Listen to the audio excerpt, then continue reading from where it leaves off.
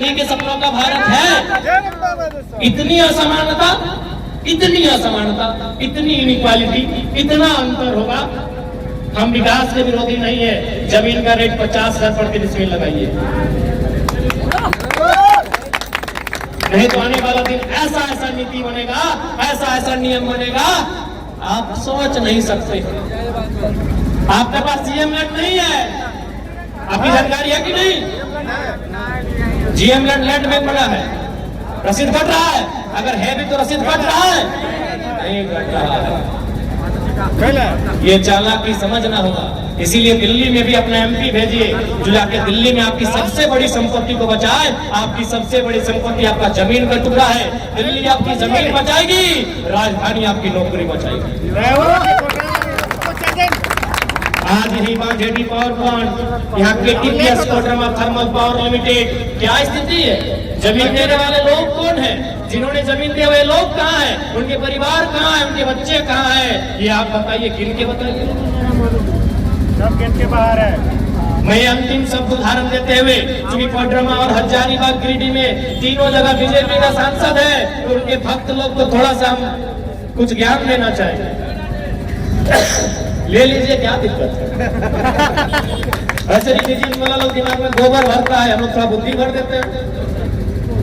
गोड्डा में अडानी साहब का पावर प्लांट बना है मेरे साथ से, याद होगा आपको। फिर अडानी मोदी जी के कौन है नहीं है आप भी जानते हैं। क्योंकि भारत देश में गोद लेना संवैधानिक अधिकार है। हमको लगता है गोद लेने का परंपरा है, उन्होंने गोद लिया होगा अडानी को। यहाँ पावर प्लांट बना, 1600 मेगावाट का बिजली का उत्पादन होगा। 800 मेगावाट का बिजली का उत्पादन हो चुका है। बांग्लादेश यानी ढाका को बेचा जा चुका है। एक बात बताइए, यदि जमीन गोड्डा का था तो बिजली ढाका को क्यों? और यदि बिजली ढाका को ही देना था तो जमीन ढाका में क्यों? एक सवाल बनता है। और सबसे मजेदार बात आपको बताएंगे, जो कोयला आया है ना, कोयला से बिजली प्रोडक्शन में कोयला की जरूरत पड़ती है, वो कोयला ऑस्ट्रेलिया से आया है मेरे साथी। आपके पास गूगल मैप है, मैं आपकी जानकारी के लिए आपको बताना चाहूंगा। आप गूगल मैप पे सर्च कीजिए ढाका टू ऑस्ट्रेलिया और गोड्डा टू ऑस्ट्रेलिया, देखिए दूरी किसका है? दूरी किसका है? Godda to Australia. यानी ऑस्ट्रेलिया से सामने कौन आएगा? ढाका आएगा। जब कोयला आप ऑस्ट्रेलिया से लेके आए और बिजली आपको ढाका को देना था, तो जमीन आपको ढाका से लेना चाहिए था। जमीन आपको ढाका से लेना चाहिए था। लेकिन ढाका वाले चालाक है, वो जानते हैं अगर जमीन लिया जाएगा वहाँ बिजली प्रोडक्शन का काम होगा, विस्थापन होगा, बहुत सारा बीमारी फैलेगी, बहुत सारे केस फैलेंगे और उससे ढाका की जनता को नुकसान होगा। आप भले उसको बांग्लादेश अपने आप से कमजोर मानिए, आज बांग्लादेश के टाइगर आपसे मजबूत हो चुके हैं दिमाग में।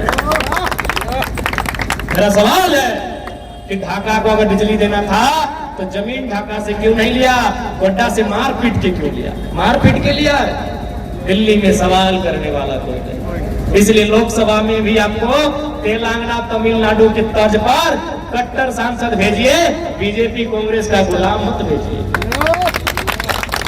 गुलाम मत भेजिए।